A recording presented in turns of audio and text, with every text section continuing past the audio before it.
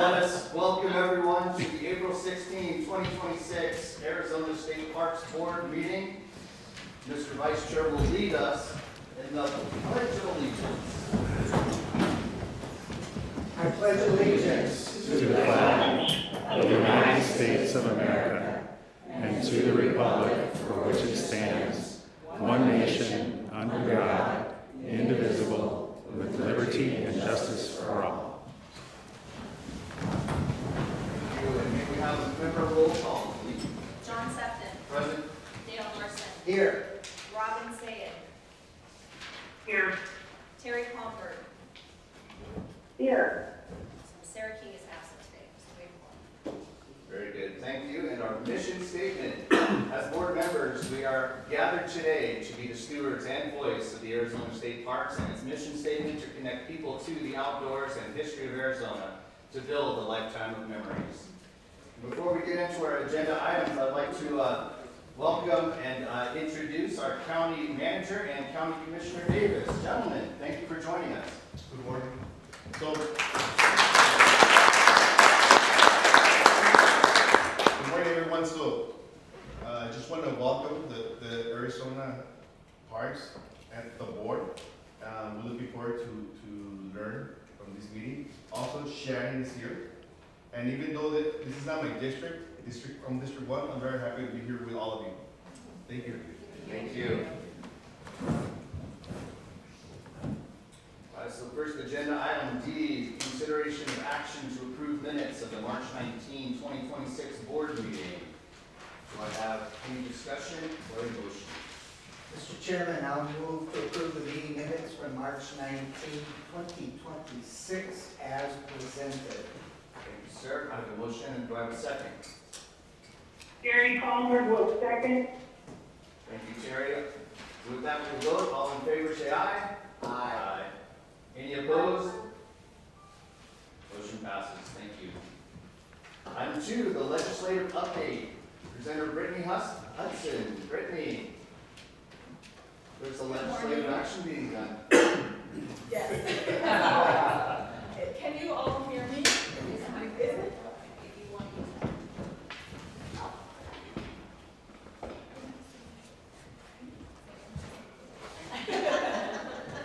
Good morning, everyone. Can you all hear me? You just have to talk directly. You have to just put it right here close. Hello? Okay. Good morning, everyone, members of the board. My name is Brittany Hudson, and I'm the legislative liaison for Arizona State Parks and Trails. What I usually do for these board meetings is I just go over a quick summary of each bill that we are tracking and what's going on through the legislature at this point. Currently, the legislature is still in session for everyone who is interested. If you're interested in learning more about bills, you can come to me after and I will give you information on that. So I'll just go down our list here and give everybody a quick update of the bills that are moving. So the first one is a critical infrastructure bill. It prohibits software produced from a Chinese company from being used for critical communications and infrastructure in the state. That bill is moving through the process. It has passed the House and it is moving through the Senate through that whole process.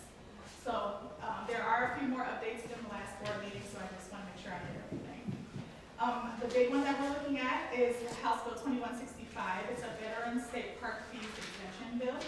So this bill was amended a few weeks ago, and what the current bill says now is it exempts from admission fees for all state parks a retired veteran, a retired member of the National Guard, a veteran with a service-connected disability, and a member of the National Guard with a service-connected disability. So it allows for them to get in for free at all of our parks for day use, and it also applies to all passengers in the same personal vehicle as the veteran for sites that charge for the vehicle, and it also applies for up to 3 people with the veteran for sites that charge per person. So this bill did pass out of the House unanimously, and it has moved through the Senate. It moves through those Senate committees. Right now, it is at a standstill. I am not sure what will happen, but right now, nothing has happened after they pass committee. So we're kind of in a waiting period to see if they continue to move. The next one is state contracts for an adversary prohibition. So this prohibits a company that's domiciled in China from attempting to enter or entering into a contract with the state for any goods or services. That bill has passed the House, it moved through the Senate, and it's moving through the process. The next one is a housing zoning historic neighborhood bill. It allows for a municipality to allow middle housing that is developed in an area designated as historic by the municipality or that area. It goes into the National Register of Historic Places. So this bill it's moving through the process, but it was actually placed on another bill. So it's still moving, but they did some finagling to try to continue to keep it moving through the process. So it is moving. The next one is artificial intelligence state agency. So it directs every budget unit, which is a state agency, to establish regulations for implementing an artificial intelligence system, so AI. And that one is moving through the process. It has passed the House and it's in the Senate right now. The next one is statewide cybersecurity. So this outlines requirements and regulations for the adoption of a statewide cybersecurity system. And this one is also moving. It has passed the House, and it went to the Senate, and it's passed Senate committees. So that one's moving as well. The next one is appropriation for the Arizona Trail Fund. So this one would have appropriated $100,000 from the general fund to the Arizona Trail Fund. This bill, the original bill, has been stricken. New information has been put on that bill, so the original bill is essentially dead. So right now, there is no money that will be going to the Arizona Trail Fund unless it goes into the budget negotiations. But this bill is essentially dead at this point. The next one is state agencies and cryptocurrency. So this allows for any state agency to enter into an agreement with a virtual currency service provider to accept virtual cryptocurrency as a payment. So this one has moved through the House, it's moved through the Senate, and is moving through the process. The next bill that we've been watching closely is another veterans bill. So this would create a veterans lifetime state park pass. This requires for our agency to issue a lifetime veterans pass that grants state park access for life at no charge to Arizona veterans who are retired or have a service-connected disability. So currently this one has passed the Senate and moved to the House. It passed the House Government Committee. And so it's moved, but like the other bill, it is at a standstill right now. So we are not sure what will be happening to those just yet. Okay, I am almost done. I know this is a little cumbersome, but I like to go through everything to make sure the board knows. Appropriation, Homeland Security. This appropriates $2.5 million from the general fund to the Arizona Department of Homeland Security for cybersecurity programs. I want to make sure that we track this just to make sure that we know what's going on with cybersecurity. So this one has passed the Senate and it's also passed the House, so this one's also moving forward. The next one establishes a foreign adversary fraud office in the Attorney General's office. This one passed the Senate and moved to the House, and it's moving through the House, so this one's also moving as well. The next one is for off-highway vehicles. Previously, this bill had a line in there for a law enforcement fund. Currently, after being amended, that language has been removed. So there right now is no law enforcement fund. The language right now is it just allows the Department of Transportation to create rules about the weight of the off-highway vehicles. If they are between 2,500 to 3,500 pounds, they have to create new rules. So that's still being amended. I don't know what the outcome of that will be, but that law enforcement fund has been stricken. The next one is agencies immigration data sharing. So the original bill mandated that a state or a state agency must share data requested by the U.S. government related to unauthorized non-citizens, undocumented immigrants, and visa overstays. However, the original bill is dead, and it was stricken with some new language. So the underlying bill is not moving forward anymore. Two more. State agencies guidance. This directs each agency to create a dedicated page on their website and post all guidance that it creates, develops, or adopts, which we already do, but now there's a state law about it. This has passed the House, it has passed the Senate, and has gone up to the governor's desk for signing. It doesn't look like she signed it yet, but this has moved through the entire process. And the last one directs each Arizona agency to adopt a hiring process for all employee positions, a standardized process, including the following grade components: a weighted scale, an interview panel grade, and an overall grade. This passed the Senate, and it has moved through the House, and it has passed the House Government Committee, and is moving through the process. So those are the bills that I am tracking during this legislative session. And currently, budget-wise, I know maybe the director will talk about it, but budget-wise, nothing has happened yet. Nothing is really moving forward. So we're just going to continue to watch and see what happens with the budget and with these bills. And hopefully in June, hopefully session will be over, but I have more to give. So those are my updates, and I'm free to answer any questions. Thank you, Brittany. Any question or discussion for Ms. Hudson? Mr. Chairman, Brittany, since you have an audience here, and you're the teacher, we're all students, maybe just talk a little bit about the timeline between now and the end of the presumed legislative session, particularly as it relates why these bills are being held up, and then the budget, just for general information, because it's not necessarily in a positive direction right now. Sure, board and members of everybody who's here. So what happens, I just go through it quickly. There's a process, if you don't know, all these bills go through the House and the Senate, and then they do get through both chambers, they move up to the governor's desk. So these bills go through a lengthy process. Session starts in January, and it's supposed to end in April, May. It has not been doing that, it's been ending at the end of June. So right now, each bill has to go through a committee. Once the committees are over, which was at the end of March, floor action happens. So the bills that pass committees, they go to the floor, the members vote on them, they talk about them, you can amend them more. That's when all of the members get together and they see all these bills. Right now, that's what's happening. Floor action is going on because there are no more committees. As far as the budget, budget negotiations happen throughout the session. So we're kind of in a holding pattern right now. We're waiting to see what happens with the governor's budget, with the state agencies, to see how much money we can get.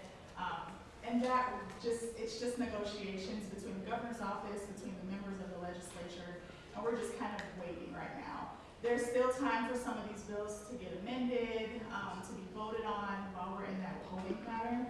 But as far as the budget, we just don't know when the budget is going to happen. But usually they're supposed to be negotiating and talking through session, and right now, I don't know, it's been very contentious, so I don't know what's going to happen. But usually the session usually has to be over, at least by June 30th, which is the end of the fiscal year. If it doesn't end by June 30th, then a shutdown will happen.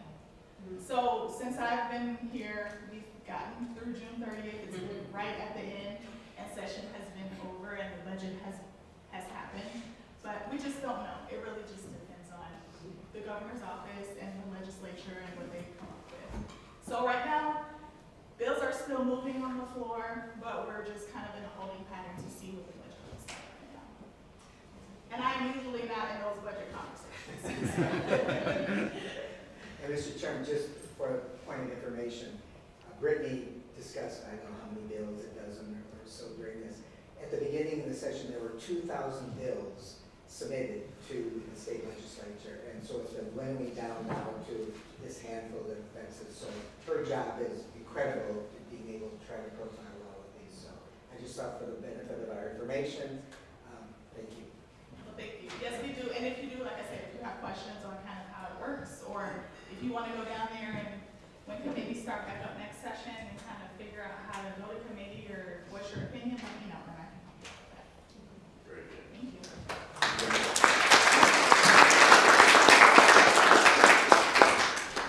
That item is informational only, so there's no action. Next item 3, South Region highlights. Athena Sparks.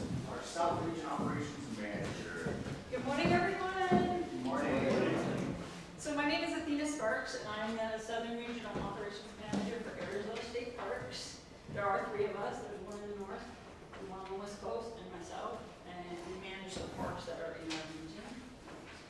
Today I want to do something a little bit different. I want to share our personality and our culture with you. Our operations are strong. We have seasoned managers, and occupancy is strong, and revenue is strong. And so just so you know that, because that's usually probably what we present metrics and all that stuff, but I'm not going to do that today. I'm going to do some fun stuff. So I want to talk today about what's born and raised in the southern region. We think holistically. You can go to this.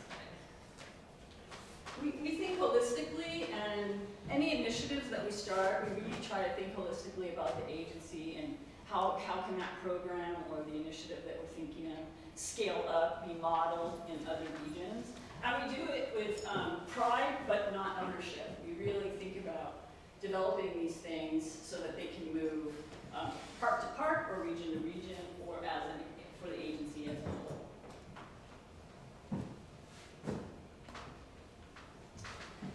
So some of the program highlights that we've had in our portfolio are under operations. And when I say in our portfolio, it means that somewhere in our region there was an individual who came up with this idea, developed it, submitted it. It went through various review processes, and then it was initiated. So we have what we call a Ranger Exchange Program, and that's where rangers can sign up for activities, events, or just to go spend time at another park across the region. So maybe you work at a historic park like Tubac, but you want to get some experience at Patagonia, a lake park. Well, you can talk to your manager, and that manager will call that manager and have you go over and spend a day and train underneath that different operating part in the system. And people go all across the system, so it's not just you can only do it in one region, you can do it all across the region. And then we also use it for our special event support, right? So you can participate in special events across the region. We created the Innovation Hub, which is probably one of the coolest things. And that was an answer to our employee engagement survey, where there was a number of individuals on there that indicated that they felt like their ideas weren't heard. So we created the Innovation Hub, and the Innovation Hub is where anyone in the agency, from leadership to a ranger, can submit an idea into the Innovation Hub. But it's not just your ideas. It's really a training ground to teach people how you take an idea from cradle to grave, right? Because it's one thing to come up with an idea, and it's another one for that to.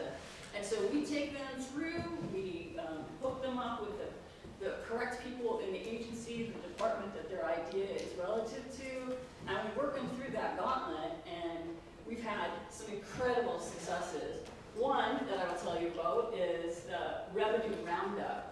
So everybody has used their credit card, their debit card at a store, and they'll ask you, do you want to donate your change when you ring it up? Well, one of our rangers came up with that from the north, and we have implemented that. So you can donate to our general donation funds and support parks by rounding up your change. And it's automated, it comes up in the POS system. And so that was the very first Innovation Hub submission, and it got through. So, and one of our other rangers created the Boneyard. We all, in parks, we're jack of all trades, master of none. So we need parts, right? And so we have salvage boneyards where we don't throw anything away. We might need that. We might have to disassemble that and use a part from it, right? So we created the boneyard. So now that whole system is on the web, and each park takes pictures of things that are in their boneyard, and they can go on there and look, man, I need this for, a 1998 plumbing something, and they can go on that system and see if it's anywhere in the park, and then they can contact that park and get that. So recycle and reuse too, that's a good part of that. And then recently, thanks to our illustrious assistant director, we've launched into Train Hoppers, which are an accessibility, mobility kind of SUV, OHV vehicle for people who need accessibility. And so our team on this side developed the SOPs for that and contributed to the program as a whole. And then the last thing is past perfect curation. We're taking our curation or collections for historical parks and going from Excel sheets, FileMaker Pro, into a software that's designed for that program. And that's what we're doing there. And in readiness and training, we have the hospital liaison and kind of the founder on EMT leadership and expansion comes from the Southern region. We have the certified interpretive guide trainers who teach certified interpretive guide training, which is a program that comes from the national parks. And then I recently graduated from the Southern Workforce Arizona Academy this year, and then of course past perfect curation solution. Some of the inclusion things that we've created is we have a fabulous artist in residence program at Oracle that's been successful and also award-winning. You'll meet George later today. He has an award-winning live animal program that he delivers to youth detention folks in the Tucson region. We also have several trainers for JEDI, Justice, Equity, Diversity, Inclusion training, and we're also responsible in South for AZ 250 program coordination, and we were instrumental in the all-employee conference that we recently had, and the idea for Ranger Games, which was like our own little mini Olympics, where you did Ranger activities like clean chocolate syrup out of the toilet and whatnot. It was pretty cool. So the Artist in Residence program has also been an award-winning program and very successful at Oracle, where we're partnering with the Arts Commission, and we have an artist come in fall and spring, and they embed into the park and the community and whatever medium that they work with, and so it's community related, and it's been very, very successful. And we have Georgia's Wildlife Program, and one of our most recent ones is at Picacho Peak. We've literally embedded ourselves with the Gila Indian community, which is right next to us. There's 7 districts. We're going to do a 3-series. I think I have it on the slide. I don't. It's me. When I say embedded myself, we're all trained as rangers to kind of go from the top down, like write a letter to the leadership of the tribe, and then hopefully they respond to you. And we're trying a grassroots different approach where we've actually gone to their communities and their districts and their parks and rec center for their tribes, and embedded ourselves in and developed, like, what do you guys want us to do? So we're going to do a 3-run series because that's very strong in their culture. They actually ran from here to the Pacific coast to get salt. So there's this whole running culture in there. So we're going to do a 3-series run, a 5K, a couple 5Ks and 10Ks at 3 different parks. And then this summer we're going to go to every single district in their Parks and Rec program and present our live animal program, and also do just an interpretive, typical kids environmental education program. Oh, there they are. So the Three Rock culture and that wildlife and our native. And then we also we have a family camp out program that's incredibly successful. And that reaches out to communities and neighborhoods and people who have never been camping. And it's all about teaching them how to set up camp and how to be comfortable in the wilderness. And so we want to do a Native American one for the Gila River Indians, where some of their elders come in and teach whatever they feel like would be a valuable time to spend with them out in nature. Believe it or not, there's a nature deficit in those communities that you wouldn't expect. Which one? Oh, that one. So I just wanted to address the terrain hopper because it sounds like a weird word, and what is it? So that's a picture actually of the unit, and it was brought to us by Leadership. It's an incredible program. The company is a proprietary company, and he's developed this vehicle, and he just came to us and said, I want to give 10 units to Arizona State Parks, grant money and corporate sponsors. And so currently we're about to launch our first pilot program at Rocket River in the northern region. And we have 2 at Havasu, and we have 1 at Oracle. So by summertime, these guys are gonna be, it's by reservation, there's no charge, and you can just, sign up for it on web or come to the parks. And if you have any friends that have accessibilities and they don't have a chance to get out on the trail, this is a huge opportunity. So I'm going to go back to the Gila Monster, the Gila Monster. It's right here. The Gila Indian River community. So Picacho Peak has been with the agency for about 10 years. And from the day I walked on the park, it has Civil War, that's all we talked about. And it's because across the highway, there was a Civil War incursion between 2 patrols that pretty much fought and killed each other. But somehow Picacho Peak got labeled with the Civil War Park. And they did Civil War reenactments that reinforced that. But if you look at the brochure and the interpretive materials and the signage, there isn't one mention of First Peoples before 1862.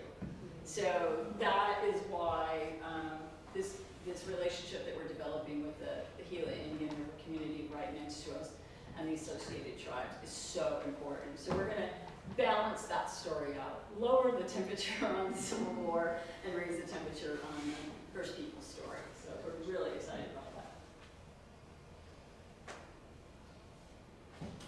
So here's another incredibly exciting project. So I don't know if anybody's been to Oracle State Park. It's a beautiful little gym. It's tucked back behind Oracle, so it doesn't get a lot of day use because of its location. But there's a historical Canali Ranch house that some folks that came out of Chicago in the early 1900s, they came out, like many people from the East Coast, and they built this beautiful house. And in the house, they did not build sleeping quarters or residences. It was 2 brothers, and 2 sisters. But what they did was they built cottages on the outside, and that was their sleeping domiciles. Well, over the years, they've degraded pretty good, and we're working now to stabilize them from a preservation standpoint, and we're also going to now connect them to the main house through an ADA accessible trail and create a brand new accessible, you can go to the next picture. A brand new accessibility, really creating a brand new interpretive space that wasn't there. The houses were not really connected, although they were connected by story. Many people probably came to the house and never saw those cottages whatsoever. And it's in synchronization with a development project where they have been working on the park to give it more accessibility in general. So on this side here, there's actually a really nice trail that is being built to connect this 3-level architectural design, and then ours will connect right into that. And so in the future, it will be all connected. So the Brothers Cottage, we're actually selectively demoing the Brothers Cottage, which is one of them, and we're going to keep one of those walls of the Brothers Cottage. It's like one portion of it needs to be selectively demoed, but we're going to incorporate one of those walls and use it as an interpretive wall with interpretation right on the glass. And that will do 2 things. One, it'll give us interpretive space with signage up, but it'll also allow us to have a piece of that part that's demoed to show what the architecture was like there. Now, the reason that we're so honored to have the board meeting here in Southern Region, first of all, but particularly it's an exciting time to have you here at Tubac. So if you haven't heard, we are entering into a new era with the Tubac Presidio, and we're gonna come together, and we're gonna give you a park manager from Arizona State Parks. We're gonna work side by side with the Tubac Presidio Friends group, and for about a year, we're gonna work together honoring the Friends group and the fabulous job that they've done, and working together to transition into the Arizona State Parks actually taking the park back. Just for historical context, in 2008, there was a rift, the economic rift probably all remember that. And there were several parks in the system that at the time leadership, smartly so, instead of like selling off those properties or releasing them, they went and engaged in partnerships. So you have Chamber of Commerce running them, or counties running them, subsequently friends groups running them on them. We've taken Reardon back out of that, and we've taken Tombstone back out of that, and now we're working to take Tubac back into the fold. So that's super exciting. And so today what I'd like to do is introduce your new park manager, Lydia McBee-Reed.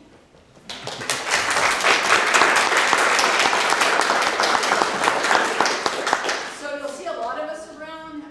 Please come by and say hi. We'll be starting together on the grounds around May 11. Please come in and introduce yourself. She'll be reaching out to various community organizations and individuals who are prominent in the community. And we really look forward to this interesting hybrid and working with you guys to keep what a fabulous job that the Friends Group has done and transition. And for historical context too, Tubac Presidio is the first park in our system. So it's kind of a legacy park and probably very appropriate that we bring it back into the fold. So we, here in the South, we really think about the investment in people and systems. We want to support the people and systems that help us grow across every park, every partnership, and every lane of the pathway. We honor the deep history and the culture still alive today, and we're centering on the enduring presence of Indigenous people and the story of this land. We build spaces for everyone who can find themselves in the story, including innovative hybrids, sustainability solutions like here at Tubac. Power and heritage and sustainability at Tubac Historical Park, a hybrid sustainability solution blends modern efficiency with careful stewardship, reducing environmental impact while protecting the character of place for our future generations. And then I just want to, there's one last slide just to show, I wanted to highlight this is somebody on this list was a direct participant or a founder of any of the ideas within all the things that I just talked about. And then the last thing that I wanted to do was just to extend an incredible appreciation to our leadership, because this type of culture and this type of innovation could not be possible if we didn't have the current executive leadership and support leadership that we have in our system. So thanks for your time.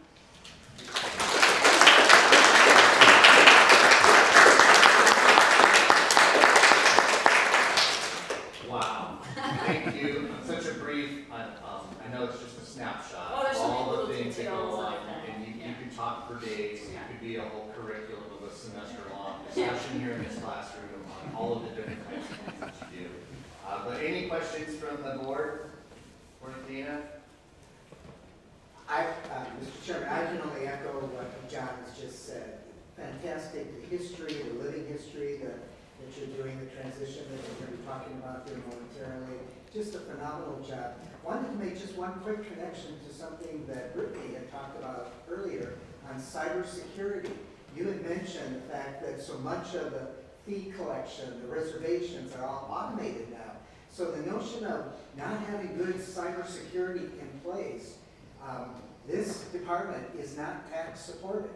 This department is revenue supported through its fees and its charges. So even though we're talking and celebrating the history of this park, it's really the future of cybersecurity that's going to keep this sustained in order to be able to make sure that we have the good management techniques in place. So excellent job. I really, really enjoyed it. Thank you so much.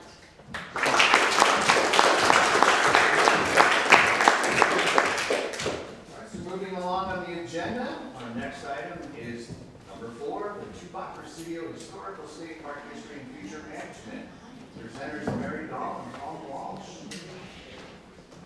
Hi, everybody. Hi, Mary. I feel like this is a family reunion for me, really. It is absolutely an honor to have the State Parks Board here and the staff here. I'm not going to talk very long because Tom is going to get into the meat of the history here. But one thing I wanted to ask is, can all of the people who have ever volunteered here please raise their hand?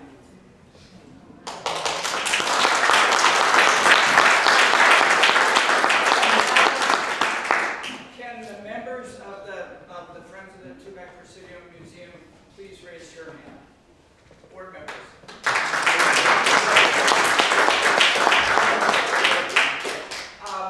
Almost 100% of the board is here. Those that are not in the state. So just to give you an idea of the support that this community has given this park over the past 16 years, it's phenomenal, and it is an honor for me to be the current president of the Friends. So with that, I'm going to introduce Tom, who is Mr. Presidio, as we all know, and he's going to go through some information. Thank you, Mary. Hello, welcome everybody. My task is to give you a little bit of the history of the park, because this was the first state park. It was founded in 1958 when some of the local families, the Griffins and the Morrows, gave some land to state parks to create this institution. The museum was temporarily housed in what today we use as the maintenance shed, just a little house built back a long time ago. In 1964, the museum was opened. There was some controversy as to where it should be, on the site of the old captain's headquarters or the land next to it, so thankfully they were able to move it over. In the 1970s, ANZA days began. This park is where the second commandant, Juan Bautista de Anza, was stationed, and he goes and founds that little village over there in California called San Francisco. We don't hold it against them. Also in the 1970s, the Washington Printing Press, the first printing press ever used in Arizona, became housed here in the museum. 1973, the schoolhouse was added to the park, so it wasn't part of the original buildings. The desks that are here were last used in 1965 when the school closed. 1974, there was an archaeological dig of the captain's headquarters, and then by 1977, the underground building was there to show the foundations of the captain's headquarters. 1991, nothing happened in the 80s, I guess. Not that anybody remembers it. 1991, Otero Hall was added, was purchased and then added to the park. In 1996, the parking lot out front was installed out there. It used to be on the back side of the museum. It was very small.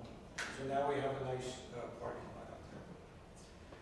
1999, the Rojas House, the last building on the site, was purchased.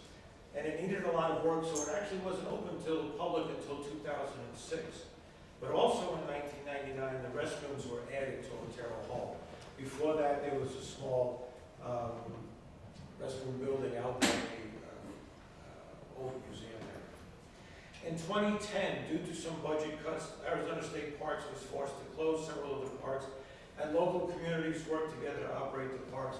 This is where Santa Cruz County really helped with the Tubac Presidio, so we appreciate your work back at that point. First, the Tubac Historical Society ran the park for about 3 years, and then in 2013, the Friends of the Presidio, Friends of the Tubac Presidio and Museum, which we affectionately call FOTMAN, was created, and it's been operating the park on a daily basis since then. In 2013, an effort was made by a handful of volunteers to change this desert environment to a lot of gardens. And so we now have 8 gardens around the park and make it look a whole lot better. In 2019, the museum suffered a damage and smoke incident caused by a local family of pack rats. There's a whole documentary that could be done about that family.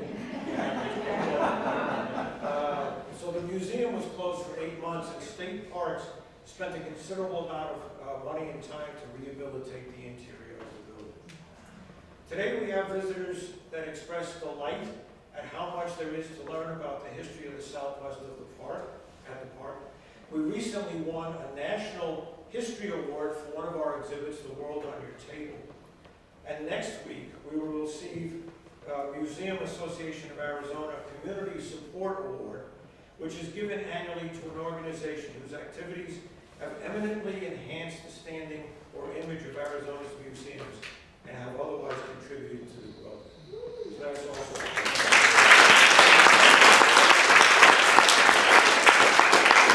takes a lot of volunteers to get something like that to happen, so we're very pleased with it. There have been 17 park managers since 1958, and today we welcome our 18th.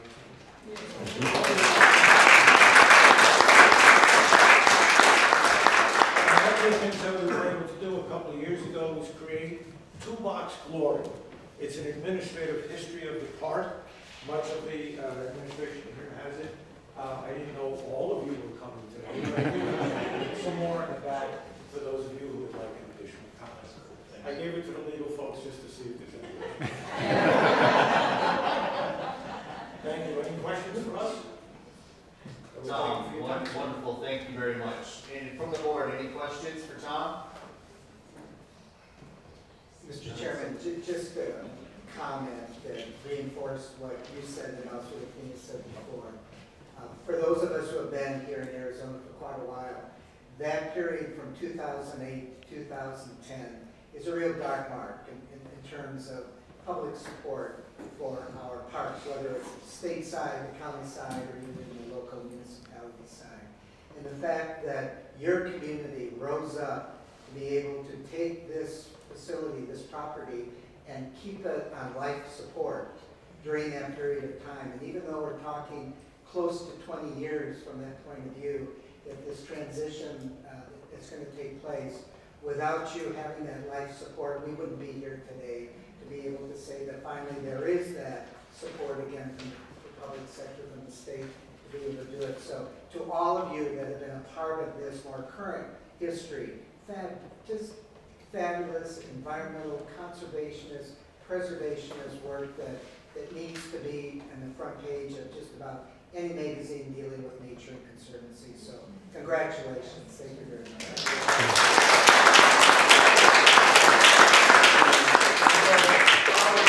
Is with Santa Cruz County, which has enabled us to make this happen all this time. So again, I appreciate that.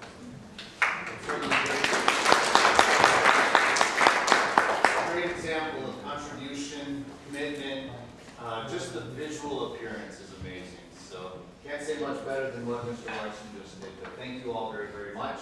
And with that, this is an action item for us to take as a board to, in essence, formalize an opportunity for us to better support and to continue the legacy of the park here alone. So with that, I'm looking for a motion. Terry, are you still on the call? Yes, I am. Would you like to read the motion and do it? Sure, I move that the board direct staff to work with Friends of the Toolbox Presidio and Museum in Santa Fe County to eventually transfer operations of the Toolbox Presidio Historical State Park back to AFEP. Very good. We have a motion, and do we have a second? Robin, are you on? Yep, second. We have a motion and a second. Let me have this, we don't need a roll call, but all in favor, signify by saying aye. Aye. Aye. Any opposed? All right, motion passes.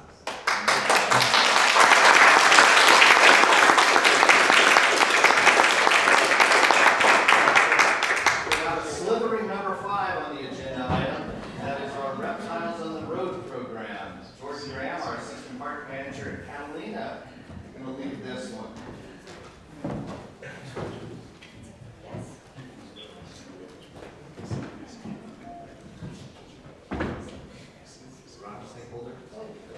All right, so good afternoon, everybody. My name is George Graham. I am the Assistant Park Manager at Catalina State Park. Give you a little bit of background on what I'll be talking about today. In 2024, our agency, along with most state agencies, was challenged by Governor Hobbs' office to create a DEI council. Diversity, equity, and inclusion.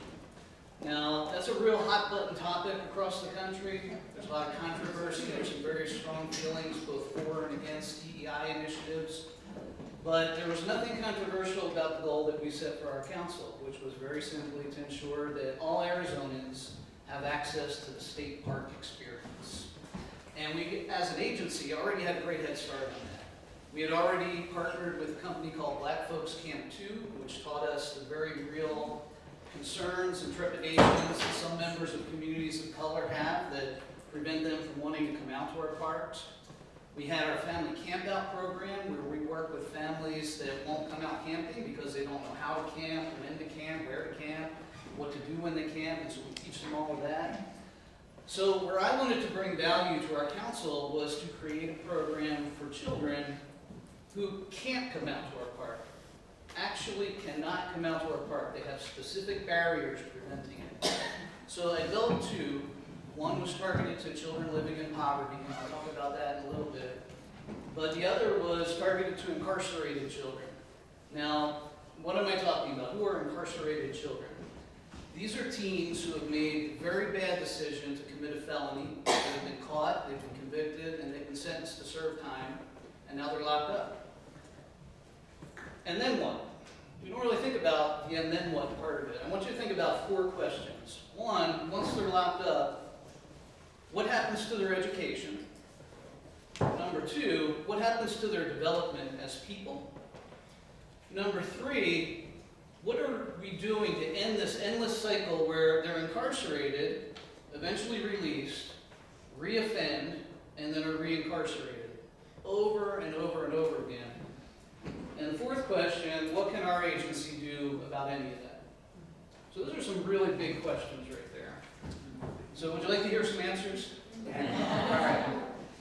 So as a ranger at Catalina State Park, I have access to about 30 live Sonoran desert animals. We house them there, we care for them there, and every Saturday, visitors that come out to our park can see them and ask questions about them, learn about them. There's even a few that they can touch if they're brave enough. So I had this crazy idea, what if I were to pack them up, put them in the back of my truck, and drive them up to the juvenile prison and teach the kids there wildlife classes, wildlife education classes. So Athena invited me to come to an all-agency meeting in late 2024, and I got to network and meet a representative from Department of Juvenile Corrections, and I ran the idea by her, and she loved it. Absolutely loved it. But there's some hurdles we had to cross. Nothing like this had ever been done before, no partnership like this had ever been done before. There was nothing set up to make this happen, and there's a lot of things set up that couldn't make this happen. Number 1, glass cannot be brought into a prison. Metal cannot be brought into a prison. Live animals cannot be brought into a prison. And those are just a few of the hurdles. There was no inspection process for how our vehicles would be inspected as they come in, how these tanks would be inspected as they come in. There's no policy set up, there's no procedure set up. In fact, everything's set up against trying to bring stuff like this into prison. So we had to apply for exemptions, we had to change policies, we had to change procedures, we had to appeal to this executive director and that executive director and move on up the chain and get it approved. But every single person we met along the way up that ladder with both Department of Juvenile Corrections and Arizona State Parks wanted to make this happen. So they cut the red tape, they cut the bureaucracy. We talked about it for about 2 months, figured everything out, and then about 2 months later, we signed a partnership agreement, and we were able to get started. And all of that hard work turned out to be the easiest part. Because next was, how do we create a class for these kids? These are not normal teens. These are teens who have been deemed to be so dangerous to the rest of society or to themselves that they need to be locked away. They have attention deficits, they have learning disorders, they're prone to sudden outbursts, they have violent tendencies, they have anxiety, they have depression, some are heavily medicated, some are ready to check out on suicide watch. They're not going to sit still for a snake biology class. And I had no experience working with them, so I had to understand what's in their head, what got them to where they are at. How did they end up all the way over here when the quote-unquote good kids, productive kids, are going up here? Why are they there? What happened in their lives? So that was a lot of research, a lot of talking with administrators at DJC. And so I'd like to tell you about these kids. Would you like to hear about them? Yes. Okay, so the first thing to know about Arizona's juvenile justice system is that kids ages 14 through 19 that have convicted a felony are sentenced to serve time at Adobe Mountain Juvenile Corrections Facility. It's basically a juvenile prison. To my surprise, they're not housed by age, they're housed by the type of offense that they've committed. So the first unit we worked with were substance abuse criminals. And I think for a lot of society, when we think about substance abuse crimes, we think stupid kids made the stupid decision to get involved in drugs. Now they've been busted for possession, paraphernalia, maybe even distribution. They'll serve their time, that'll teach them. And that kind of thinking, that's half right. They've committed crimes, they need to serve their time. But think about the addiction. Some of these kids have been hardcore addicts for 5 years. And I'm just going to pause here, give everybody a chance to do the math here. 15, 16-year-old kid who's been an addict for 5 years. How does a 10 or 11-year-old get money to buy drugs? Well, the sad answer to that question is they didn't need money to get started. The drugs were given to them in a lot of cases by the people they should be able to trust most in their lives. Their brother, older sister, trusted family friend, mom's latest boyfriend. So those people, the older people, were taking the drugs because they had this emptiness inside, and then the drugs just aren't filling it. And the way sometimes addicts think is, well, maybe if I share the experience with someone I love, who better than little brother? Come on, you gotta try this. Or maybe that kid watched his parents get wasted every day, and one day he comes home from school, mom or dad is crashed out on the couch, but they left their pipe, they left their lighter, they left a little bit of residue right on the kitchen counter.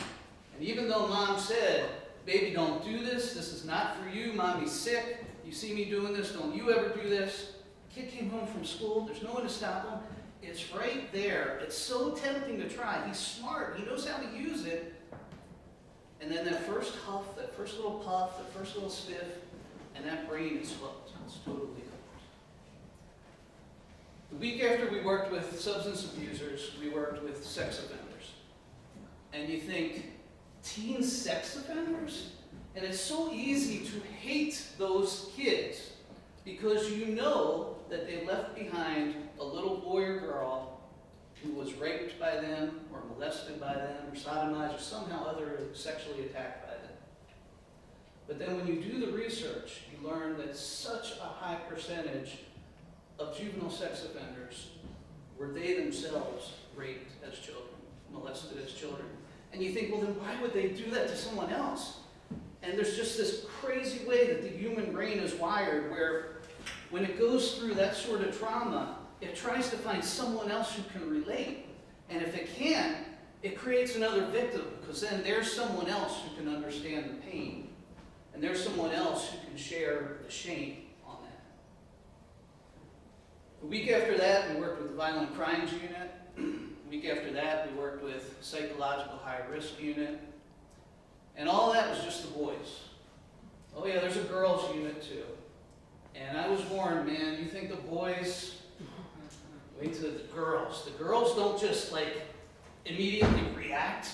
They stew on things and they try to get allies and they form little like attack plans and things like that. And you don't know when they're going to explode. And there's something, I don't know if it's just me as a parent, there's something so much harder to see on a little girl than on a boy when you see them come into my classroom and they've got gang tattoos on their face or they've got suicide attempt scars on their wrists. It's tough. But there's something that every one of those units have in common. Doesn't matter boy, girl, doesn't matter what the offense is. When they come into my class for the first time, they all come in the same way. They come in with like this shell on their face. They gotta look tough. They can't be eager to be there. They can't be friendly with the new teacher. They can't be happy and polite. They walk tough. They flex the muscles. They even find a way to sit down tough.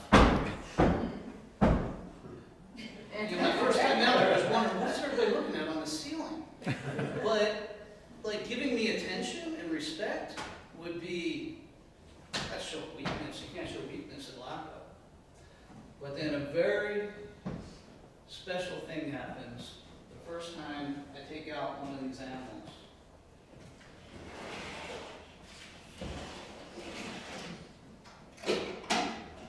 They may not have much interest in me at first.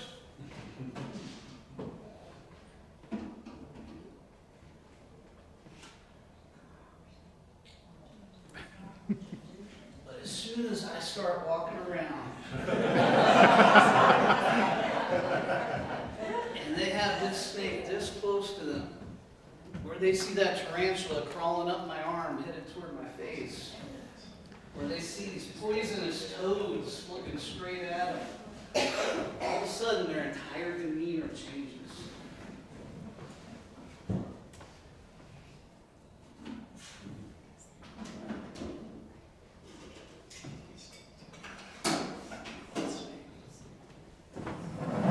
Instead of sitting like this, that snake comes by and all of a sudden,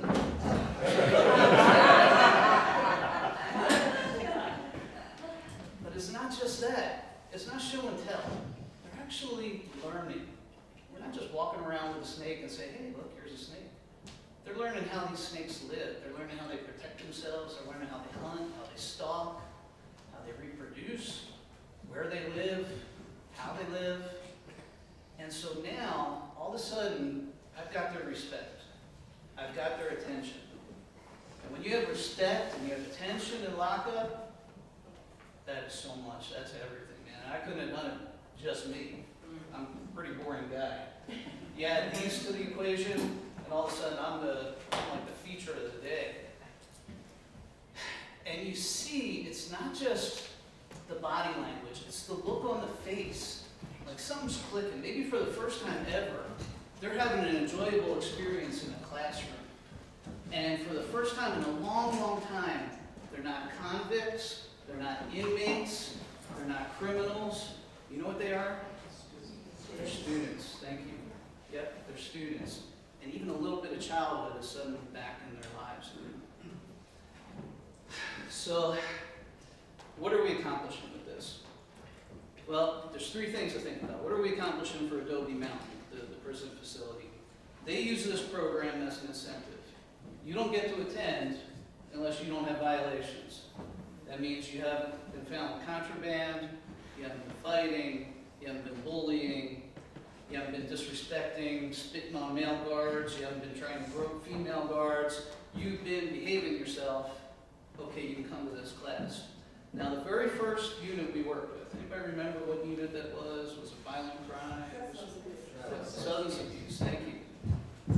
That very first unit ever, first class ever, had 8 kids in it. Now remember, each week I do a different unit and eventually circle around and come back to substance abuse. You know how many kids I had the second time I came?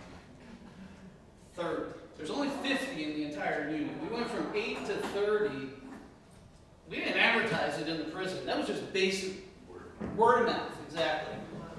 Man, you gotta go to the snake class. You gotta go to the ranger class. It's so cool. It quadrupled. It went from 8 to 30. So we've accomplished a lot for Adobe Mountain. They've got an incentive program now for kids to behave. What have we accomplished for the kids? That's a hard one to measure. Maybe it was the first positive experience they had with a guy with a badge. Maybe some of them, instead of when they get released, find a companionship in chemicals, may find it in animals. Maybe some of them, instead of looking to join a gang, will be looking to join an animal shelter as a volunteer. It's tough to say, but I can tell you that difference that you see in that 1 hour that we're there is amazing. And a lot of those kids have multi-year sentences. So I've had them in my class 3, 4, 5 times. And that shell that they walk in with the tough guy, gotta try to impress you sort of thing, it's gone, man. They come in like kids. You remember me? I was there last time. They got the smile on their face. They're so happy to be there. What are we accomplishing for our agency? So I'm going to throw that out to all of you. What do you think? What are we accomplishing? Do you have any thoughts on that? To me, Community development. Thank you. Yeah, exactly. This is who we are. We're here for everybody. And these kids can't come to us. These kids have had some horrible lives. When they get released, in most cases, it's not to their parents. Their parents are incarcerated, their parents are dead, their parents are missing, parents don't want them, parents lost custody of them. They go to the next foster care family. But for that time that they're in class, man, it's like a different life. So, I'm gonna turn this over to you. Any questions I can answer for anybody? What are in the other pages? I'm gonna turn them around. I always hesitate turning these guys around when I'm speaking because I lose all the attention. Everybody's attention to me. Everybody's looking at these. All right, so we have, and keep in mind, we have about 30 different species, so I just brought you 4 today. We have some Sonoran desert toads, famous for secreting a chemical that's a hallucinogen called DMT. We have the Gila monster, beautiful creature that a lot of people in Arizona can go their whole lives without seeing because he spends so much of his life underground. And we have, believe it or not, there's a snake inside of here. This is called a variable sand snake.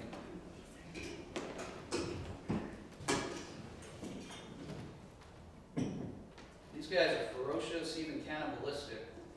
They're what are called ambush hunters. So they'll stay underground and look for listen for vibrations. If they hear footsteps of a person, they know not to come up. If they feel a little pitter-patter of an insect, they'll jump up, grab that insect, scoop it back down, eat it up.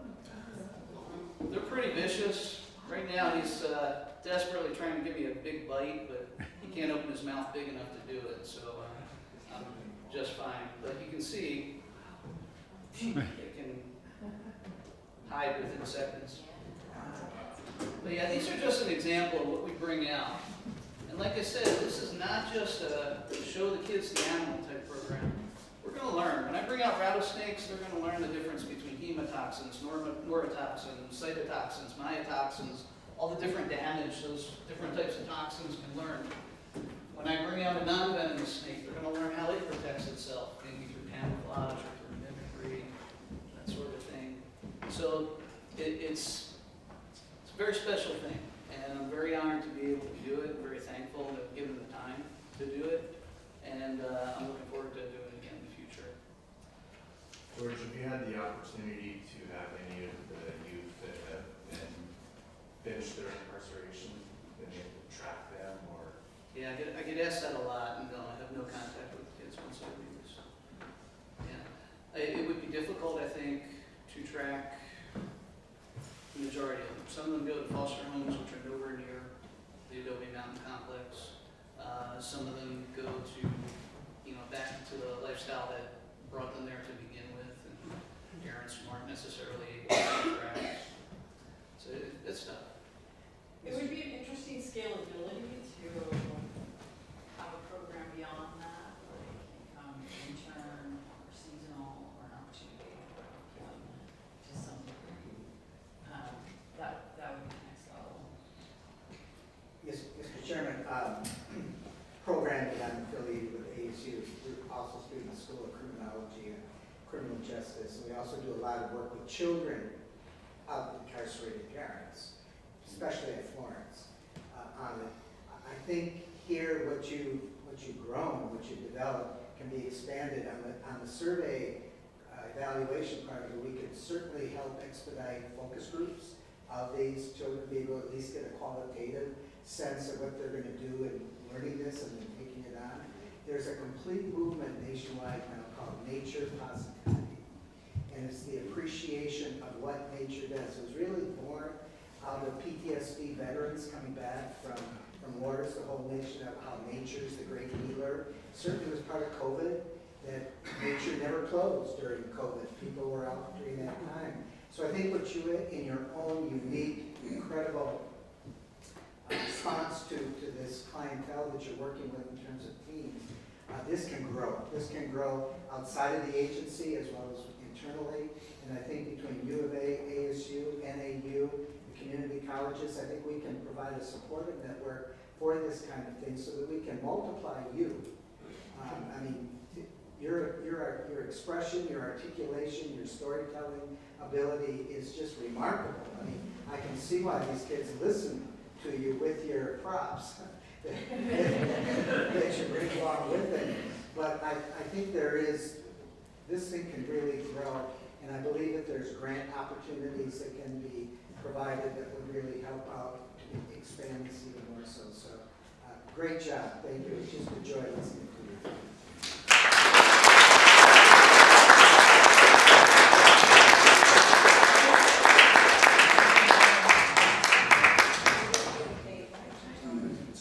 Thank you, George. So we'll move right along to item E, future agenda items. Does the board have any items to suggest for future agenda?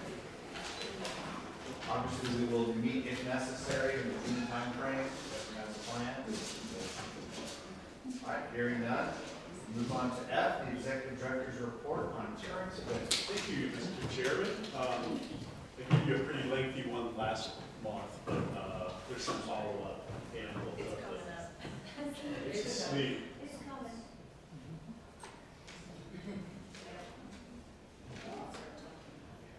The first one, it doesn't need a slide, but I think I mentioned last time we had another beer that was being released. Well, it was released.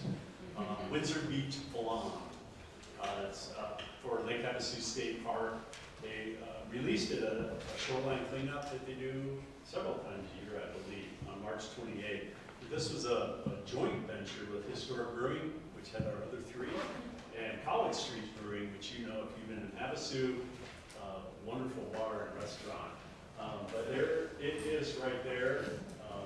Really good seller, and people really, really enjoy it. So if you're into beer and you like blonde beer, that's the one to get. So we're really proud of that. That's 4 beers now, total. And then I think I mentioned we were doing our State Employee Charitable Campaign Contribution, SECC it's called. For those that don't know, what we do as state employees is agencies will conduct one-time events, and all the money that is raised then goes to state employee charitable campaigns or charities that have been identified that we can either do events or on our paychecks, a certain percentage can go to that charity right out of your paycheck. So it's really, really popular. A lot of money gets raised. And we just started this in our second, where we just take people on hikes. Just nothing really elaborate, but we had hikes at Rocket River Ranch, Full Hollow Lake, Cattail Cove, and Oracle State Park, and that was all done again on March 28th. And I don't know if we have the final numbers yet. It was just over 160. Just over 160. So these are all state employees taking the day off, going out and hiking and just enjoying it. And you can see things there. We anticipate it's going to continue to climb. I think it's really just getting anybody, particularly on the Phoenix office, who can get out of there and go outside. I think they'll jump at the chance to do that. Speaking of jumping, you could probably raise more funds if the snakes were around. Yeah, absolutely. Absolutely. The San Rafael plan, this is something that Vita did not mention really in hers, but she led this effort here with the Arizona 250 event on April 11th. They did ranch house tours, museum displays, the important bird area dedication, guided bird walks, and even a food truck was there. There were 600 attendees. 600 that showed up. Wow. On that road, heading into San Rafael. I mean, that's getting up more around concert size, small concert size. But that's really how it shows, just like Tubac, it shows how San Rafael has a strong, strong support base. And people came out, and I don't think you turned any away, did you? No, we didn't turn any away. She let them all in, and they were all excited to be there. So great job, Athena. And that was also partnered with a newly formed Friends group, the Friends of That's City. right, that's right. So thanks for that, Athena. Social media retreat, I'll try to do it justice, but I know Deputy Director Weber was there, and so was Pam, to talk about how we currently use, but how can we better use social media. And you've seen I think we've showed you some of the clips of rangers out with their own phones doing wonderful work. It's been hugely popular on social media. But I think pulling this group together is really to talk about what we can do, what we should do, where some haven't dipped their toe into social media, all of that aspects. What are the do's and don'ts of social media? But it was a 2-day event.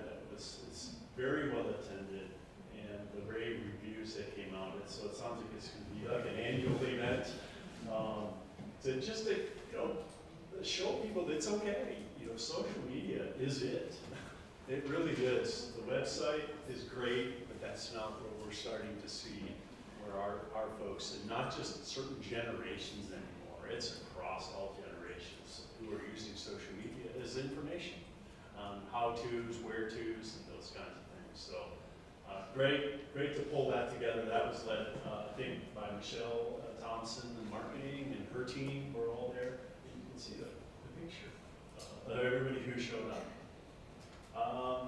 Next one? No, I have any more slides. Okay, next one. I talked to you about the Outdoors 250, where we're tagging on America's 250. Now we have 2,000 individuals registered. I think I reported last month it was somewhere around 12 or 1,300. So we're continuing to see that interest just go through the roof. And we're tagging on not only the America's 250th birthday, but how the outdoors has been such a key component of America and America Way of Life. We're tagging on to that. So we'll be doing trails, birding events. Go to our website if you want to check it out. There's a lot more information on there as well. Athena mentioned real quick, I'll just tag on that Terrain Hopper launch event on May 1st. I think you guys hopefully have all gotten invites. Yeah, it went out this week, so it may be in your inbox. But it's going to be a big event, and the CEO of Terrain Hopper will be there. I'll be there, and I believe we have a pretty good contingent coming from the governor's office as well that will be there. So if you can make it, it would be absolutely great. My last one, I'll turn it over to Sarah for her update. So part of the America 250 event, they're doing a big, as you guys know, a big shindig in Washington, D.C., of course. Well, every state is getting an invitation to show up via the governor's offices and then the governor's office down in the agencies where we were tagged for Arizona State Parks to represent Arizona at the mall where they're going to have the big event. So we have 2 park managers that are going to go to Washington, D.C. sometime this summer. July, I think we're gonna actually be there on the 4th of July. That's right. It's the 1st through the 4th at the fair, the Great American State Fair. So Great American State Fair, Shannon Benjamin from Reardon and Curtis Leslie from Tombstone Courthouse are going to be going to Washington, D.C. in July. So we told them we're breathable clothes. It is humid there, but I think that was really, really neat. Not only do we get the invite, but we're sending actual true park managers to that. I've certainly been to Washington, D.C. enough in my life. I don't need to go anymore. Anyway, we were really glad and proud that they're going to represent us. So I'm sure they'll come back with lots of pictures to show. We'll show you guys how it all went down. But it's going to be a big event. So, and then I'll turn it over to Sarah to give the last postage.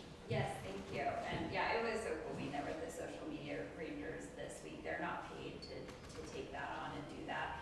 And the passion they have for that role. And at each park, they independently manage their content and create their content for their park account.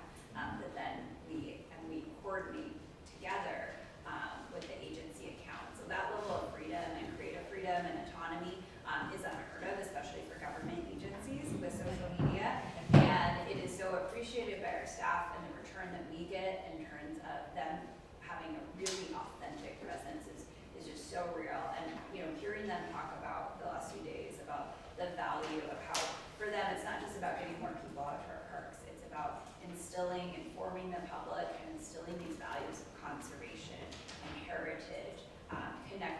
people who maybe are now at a stage of life where they can't travel to a park, but they can still experience that, through social media. And so anyways, it's just really inspiring, so grateful to be Other there. duties as allowed. Exactly, I'm sure they would do it full time if we could, budget that. But no, it was really cool to have that time together. But the keynote speaker at that was actually two people, Valerie and Bryce, who run a nonprofit. They're based out of Colorado, but their nonprofit is national. And they came out and spoke to our social media rangers because we are launching a really exciting partnership with them. Their nonprofit is called Post Pigeon, and they partner with the National Park Service and other organizations to connect classrooms to parks without leaving the classroom and without creating a huge burden on the park system. As you heard from George, it's incredible the impact we can make, but it is a lot of work to take ourselves to the classroom, and also for many school districts, especially those that want to come out to parks, the cost and the transportation and all the things to get them to the parks is sometimes impossible to really make that happen for all students. So Post Pigeon provides a platform, and this is actually a tri-partnership with the Arizona Department of Education. So we work with their CTE program, for the folks that make that curriculum and develop that to create this custom curriculum that connects our park rangers with students in Arizona. And we are launching that. That is now live, the curriculum for Red Rock specifically. We have Oracle and Clark Junior Caverns coming soon, and we will have 8 or 9 roll out over the course of the next year or two. So we are just really excited about this opportunity to continue to push and expand our mission to, as George so eloquently said, provide everyone with this Arizona State Parks experience. More to come. Excellent. Wow, very good. Yes, applause.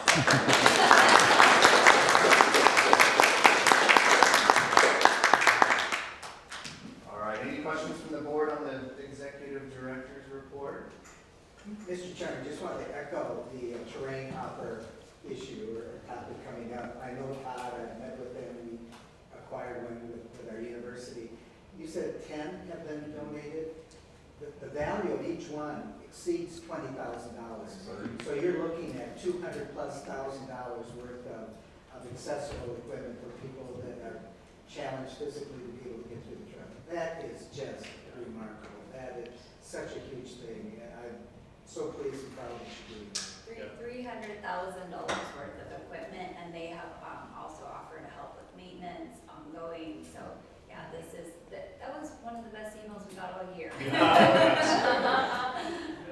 are they manufacturing them here? Yes, they're manufactured in Tempe. Yeah. Sure. Yeah, and so I think Sarah said it too, just like what George is doing is you're giving people a chance to go outside and may have never or will never get it. And it's changing lives, like his program. It's to see somebody who can't be in the parking lot because their wheelchair can't go out on gravel or non-pavement surfaces. This is going to be a game changer. But I think, the great email we got and the donation is excellent, but I think I mentioned it in her update, to go through the operating procedures on this. That was huge, because it's one thing to say, here's 10 that you get, but it's, okay, now we have to operationalize this, and we have liability concerns if somebody got hurt on it, and how are our folks going to do it? So they really did a great job. Everybody did, Mark included, that went through that with a fine-tooth comb to make it not burdensome, but also, we also have the risk that goes along with those. And so, but also how to be fair and not let red tape overshadow what we're trying to do. So yeah, it's going to change some lives. If you all can make it 80%, that would be awesome. I think it'd be great. Just a footnote to the director's report. When we did the SCORP plan, the statewide comprehensive recreation plan, there was a distinction between the word access and the word accessibility. They're two different words. One is getting there, and then the rest is making that happen throughout the whole thing. This is all about accessibility, so kudos for that, that's great. Thank you. Yeah, it's a great program. Thank you, sir. Item G, current events. Any board members with current events?